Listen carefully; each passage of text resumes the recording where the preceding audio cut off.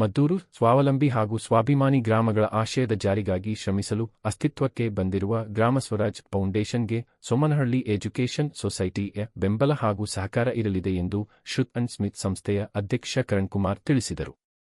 ಮದ್ದೂರು ನಗರದ ಸೋಮನಹಳ್ಳಿ ಎಜುಕೇಷನ್ ಸೊಸೈಟಿಯಲ್ಲಿ ನಡೆದ VB G Ramji ಕಾರ್ಯಕ್ರಮ ಕುರಿತು ತರಬೇತುದಾರರ ತರಬೇತಿ ಕಾರ್ಯಕ್ರಮ ಉದ್ಘಾಟಿಸಿ ಮಾತನಾಡಿದರು. ಗದಗ ಗ್ರಾಮೀಣಾಭಿವೃದ್ಧಿ ಹಾಗೂ ಪಂಚಾಯತ್ ರಾಜ್ ವಿಶ್ವವಿದ್ಯಾಲಯದ ವಿಶ್ರಾಂತ ಕುಲಪತಿ ಡಾಕ್ಟರ್ ವಿಷ್ಣುಕಾಂತ್ ಚಟ್ಪಲ್ಲಿ ರವರು ಮಾತನಾಡಿ ವಿಬಿ ಜಿ ರಾಮ್ಜಿ ಕಾರ್ಯಕ್ರಮ ಗ್ರಾಮೀಣ ಮೂಲಸೌಕರ್ಯ ಹಾಗೂ ಕೃಷಿಕರಿಗೆ ಪೂರಕವಾಗುವುದರ ಜೊತೆಗೆ ಕೃಷಿ ವಲಯದ ಸುರಕ್ಷತಾ ದೃಷ್ಟಿಯಿಂದ ರೂಪಿಸಲಾದ ಕಾರ್ಯಕ್ರಮ ಇದಾಗಿದ್ದು, ಗ್ರಾಮ ಸ್ವರಾಜ್ ಫೌಂಡೇಶನ್ ಈ ಯೋಜನೆ ಕುರಿತು ಅರಿವು ಮೂಡಿಸುವಲ್ಲಿ ಮುಂದಾಗಲಿ ಎಂದರು. ಎಎನ್ಎಸ್ಎಸ್ಐಆರ್ಡಿ ಬೋಧಕರಾದ ಸಿ. ವಿಜಯ್ ಕುಮಾರ್ ರವರು ವಿಬಿ ಜಿ ರಾಮ್ಜಿ ಕಾರ್ಯಕ್ರಮ ಕುರಿತು ಗ್ರಾಮ ಸ್ವರಾಜ್ ಫೌಂಡೇಶನ್ನ ಸಂಪನ್ಮೂಲ ವ್ಯಕ್ತಿಗಳಿಗೆ ಏರ್ಪಡಿಸಿದ್ದ ತರಬೇತುದಾರರ ತರಬೇತಿ ಕಾರ್ಯಕ್ರಮದಲ್ಲಿ ಸಮಗ್ರ ಮಾಹಿತಿ ನೀಡಿದರು. ಕಾರ್ಯಕ್ರಮದಲ್ಲಿ ಸೋಮನಹಳ್ಳಿ ಎಜುಕೇಷನ್ ಸೊಸೈಟಿಯ ನಿರ್ದೇಶಕರಾದ ಜಿಸಿ ಮೋಹನ್, ಮಕ್ಕಳ ಕಲ್ಯಾಣ ಸಮಿತಿ ಸದಸ್ಯರಾದ ತ್ರಿಭುವನೇಶ್ವರಿ, ಗ್ರಾಮ ಸ್ವರಾಜ್ ಫೌಂಡೇಶನ್ ಅಧ್ಯಕ್ಷನ ಲಿ ಕೃಷ್ಣ ಹಾಜರಿದ್ದರು. ಒಂದು ಉದಾಹರಣೆ ಹೇಳ್ತೀನಿ. 8ನೇ ತಾರೀಕಿಗೆ ನೀವಂತೂ ಈ ಸಂಸ್ಥೆ ಹೆಸರು ಅಜೀಂ ಪ್ರೇಮ್ಜಿ ಫೌಂಡೇಶನ್ ಹೆಸರು ಕೇಳಿದ್ದೀರಿ. ಬಹಳ ದೊಡ್ಡ ಫೌಂಡೇಶನ್. ಇಡೀ ರಾಜ್ಯದಲ್ಲಿ ಮತ್ತು ಇಡೀ ದೇಶದಲ್ಲಿ ಅನೇಕ ರಾಜ್ಯದಲ್ಲಿ ಅವರು ಕೆಲಸ ಮಾಡ್ತಾ ಇದ್ದಾರೆ. ವಿಶೇಷವಾಗಿ ಅವರು ಆರಿಸಿರ್ತಕ್ಕಂಥ ಎರಡು ಕಾರ್ಯ ಇದೆ. ಒಂದು ಶಿಕ್ಷಣದಲ್ಲಿ ಅವರು ಮಾಡ್ತಾ ಇದ್ದಾರೆ, ಇನ್ನೊಂದು ಇಲ್ಲಿವರೆಗೆ ಅವ್ರು ಮಾಡ್ತಾ ಇರಲಿಲ್ಲ. ಶಿಕ್ಷಣ ಅಲ್ಲದೆ ಈಗ ಆರೋಗ್ಯ ಕ್ಷೇತ್ರದಲ್ಲಿ ಅವರು ಅದನ್ನು ಮಾಡೋರಿದ್ದಾರೆ. ಆರೋಗ್ಯ ಕ್ಷೇತ್ರದಲ್ಲಿ ದೇಶದಲ್ಲಿ ಒಂದು 25 ಆಸ್ಪತ್ರೆಗಳನ್ನು ಕಟ್ಟಬೇಕು ಅನ್ನುವಂಥ ಯೋಜನೆ ಅವರು ಮಾಡ್ತಾ ಇದ್ದಾರೆ. ಕರ್ನಾಟಕದಲ್ಲಿ 7 ಕಡೆ ಆಸ್ಪತ್ರೆಗಳು ಮಾಡೋದ್ರ ಬಗ್ಗೆ ಈ ಯೋಜನೆ ಮಾಡ್ತಾ ಇದ್ದಾರೆ. ಅವ್ರದ್ದು 8ನೇ ತಾರೀಕಿಗೆ ಒಂದು ಸಭೆ ಇತ್ತು. ಅದಕ್ಕೆ ಅಜೀಂ ಪ್ರೇಮ್ಜಿ ಫೌಂಡೇಶನ್ಗೆ ನಾನು ಬರಬೇಕು ಅಂತ ಹೇಳಿದ್ರು. ನಾನು ಅಲ್ಲೇ ಹೋಗಿದ್ದೆ. ಒಂದೂವರೆ ತಾಸು ಮೀಟಿಂಗ್ ಇತ್ತು. ಅದರಲ್ಲಿ ಒಂದು ವಿಷಯ ಅವರು ಹೇಳಿದರು. ಅವರು ದೇಶದಲ್ಲಿ 1300 ಸ್ವಯಂ ಸೇವಾ ಸಂಸ್ಥೆಗಳಿಗೆ ಸಹಾಯ ಮಾಡ್ತಾರೆ. ಎಷ್ಟು? 1300 ಸ್ವಯಂ ಸೇವಾ ಸಂಸ್ಥೆಗಳಿಗೆ ಸಹಾಯ ಮಾಡ್ತಾರೆ. ಅವರು ಮಾತುಕತೆಯಲ್ಲಿ ಅದನ್ನು ಹೇಳಿದ್ದೇನೆಂದರೆ, ಗ್ರೌಂಡ್ ಲೆವೆಲ್ನಲ್ಲಿ ನಾವು ಸ್ವಯಂ ಸೇವಾ ಸಂಸ್ಥೆಗಳನ್ನ ಗುರುತಿಸೋದಕ್ಕೆ ನಮ್ಮ ಹತ್ರ ವ್ಯವಸ್ಥೆ ಬಹಳ ಚೆನ್ನಾಗಿದೆ ಅಂತ ಹೇಳಕ್ಕಾಗಲ್ಲ.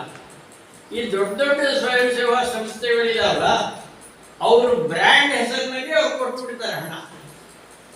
ಆದರೆ ಚಿಕ್ಕ ಸಂಸ್ಥೆಗಳು ಗ್ರೌಂಡ್ ಲೆವೆಲ್ ಅಲ್ಲಿ ತುಂಬಾ ಕೆಲಸ ಮಾಡ್ತಾರೆ. ಬಟ್ ಅವ್ರು ಯಾರು ಏನ್ ಮಾಡ್ತಾ ಇದ್ದಾರೆ ಅನ್ನೋಂಥದ್ದು ನಮ್ಗೆ ಗೊತ್ತಾಗಲ್ಲ. ಹೀಗಾಗಿ ನಾವು ಆಕ್ಚುಲಿ ನಮ್ಮ ಹಣ ನಾವು ಯಾರು ಇನ್ವೆಸ್ಟ್ ಮಾಡ್ತಾ ಇದ್ದೀವಿ ಅದಕ್ಕೆ ಪೂರಕವಾಗಿ ನಮ್ದು ಹಣ ಉಪಯೋಗ ಆಗುತ್ತೋ ಇಲ್ಲ ಅನ್ನುವಂಥದ್ದಕ್ಕೆ ನಮ್ಗೆ ಅನೇಕ ಸಂದರ್ಭದಲ್ಲಿ ಮೌಲ್ಯ ಇವ್ಯಾಲ್ಯೂಯೇಷನ್ ಮಾಡುವಾಗ ಈ ಸಮಸ್ಯೆ ಬರ್ತದೆ. ಅದಕ್ಕೆ ಏನು ಮಾಡಬಹುದು, ಹೇಗೆ ಮಾಡಬಹುದು ಅಂತ ಚರ್ಚೆ. ಅಂದರೆ ಒಂದು ಅಜೀಂ ಪ್ರೇಮ್ಜಿ ಫೌಂಡೇಶನ್ ಅನ್ನುವಂಥ ಸಂಸ್ಥೆ ಅವರೇ ಇಷ್ಟು ಜನಕ್ಕೆ ಸಹಾಯ ಮಾಡ್ತಾ ಇದ್ದಾರೆ ಕೆಲಸ ಮಾಡೋದಕ್ಕೆ. ಇನ್ನು ನಮ್ಮ ದೇಶದಲ್ಲಿ 1100 ಸಂಸ್ಥೆಗಳಿವೆ, ದೊಡ್ಡ ದೊಡ್ಡ ಸಂಸ್ಥೆಗಳು. ಅಂದರೆ ನನ್ನ ಅನುಭವದಲ್ಲಿ ಇಷ್ಟು 50 ವರ್ಷದಲ್ಲಿ ಸಾಮಾಜಿಕ ಕೆಲಸದಲ್ಲಿ ಹೊರತೆ ಇರೋದು ಮನುಷ್ಯರದೇ ಹೊರತು ಸಂಪನ್ಮೂಲ ಅಲ್ಲ ಅನ್ನುವಂಥದ್ದು ನನ್ನ ಅನುಭವ. ಒಳ್ಳೆ ಕೆಲಸ ಮಾಡೋದಕ್ಕೆ ಹಣ ಕೊಡುವಂಥವರು ತುಂಬ ಜನ ಇದ್ದಾರೆ. ಅವ್ರಿಗೆ ಯಾರು ಕೊಡಬೇಕು ಅಂತ ಅವ್ರಿಗೆ ಗೊತ್ತಿಲ್ಲ. ಯಾರು ಕೆಲಸ ಮಾಡ್ತಾ ಇದ್ದಾರೆ ಅವರು ಪ್ರಸಿದ್ಧಿ ಪ್ರಚಾರ ಗೊತ್ತಿಲ್ಲದೆ ನಮ್ಮ ಪಾಡಿಗೆ ನಮ್ಮ ಊರಲ್ಲಿ ಒಳ್ಳೆ ಕೆಲಸ ಮಾಡ್ಕೊಂಡು ಇದ್ದಾರೆ. ಪೇಪರ್ನಲ್ಲಿ ಬಂದ್ರೆ ಒಬ್ಬನು ಇಡ್ಲಿ 5 ರೂಪಾಯಿ ಮಾರ್ತಾ ಇದ್ದಾರೆ, ಅದರಲ್ಲಿ ಲಾಭ ಇದೆ ಅಂತ ಹೇಳ್ತಾ ಇದ್ದಾರೆ.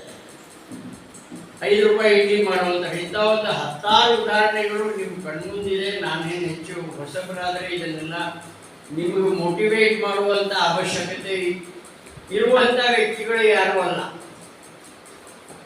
You are already self motivated and you want to do something. What to do, how to do, how much to, ಈ ಪ್ರಶ್ನೆಗಳಿದೆ. ಅದಕ್ಕೆ ಪ್ರಾರಂಭದಲ್ಲಿ ನೀವು ಹೇಳಬೇಕಾಗಿರೋದು ಏನಂದರೆ, ಸ್ವರಾಜ್ ಫೌಂಡೇಶನ್ ಈ ಸಂಸ್ಥೆ ಬೆಳೆಸಬೇಕಾದ್ರೆ ನಾವು ಇವತ್ತು ಅಟ್ಲೀಸ್ಟ್ ಒಂದು ನಮ್ಮ ಕ್ರಿಯಾ ಯೋಜನೆ ಮಾಡ್ಕೊಂಡು ಹೋಗುವಂಗಿರ್ಬೇಕು. ನಿಮ್ದು ಹೀಗೂ ಇರ್ಬೋದು, ಸ್ವರಾಜ್ ಫೌಂಡೇಶನ್ ಮಾಡುತ್ತೆ ಗೊತ್ತಿಲ್ಲ ಸರ್, ನಾನಂತೂ ಇದನ್ನು ಮಾಡ್ತೀನಿ ಅನ್ನುವಂಥದ್ದನ್ನೂ ಇರ್ಬೋದು. ಅದನ್ನೂ ಬೇಕಾದರೆ ಹೇಳಕ್ಕೆ ಅವಕಾಶ ಇದ್ದೇ ಇದೆ. ಅದಕ್ಕೆ ನಾನು ಹೆಚ್ಚು ಹೇಳದೆ ನಿಮಗೆ ಅವಕಾಶ ಮಾಡಿಕೊಡ್ಬೇಕು ಅನ್ನೋದನ್ನೇ ನನ್ನ ಉದ್ದೇಶ ಇರೋದ್ರಿಂದ. ಮತ್ತು ಭಾಳ ಇನ್ನೊಂದು ವಿಷಯ ಯೋಚನೆ ಮಾಡಿದೆ, BBG ರಾಮ್ ಬಗ್ಗೆ ವಿಜಯ್ ಕುಮಾರ್ ಹೇಳೋರಿದ್ದಾರೆ ಅನ್ನುವಂಥದ್ದನ್ನು ಕೇಳಿ.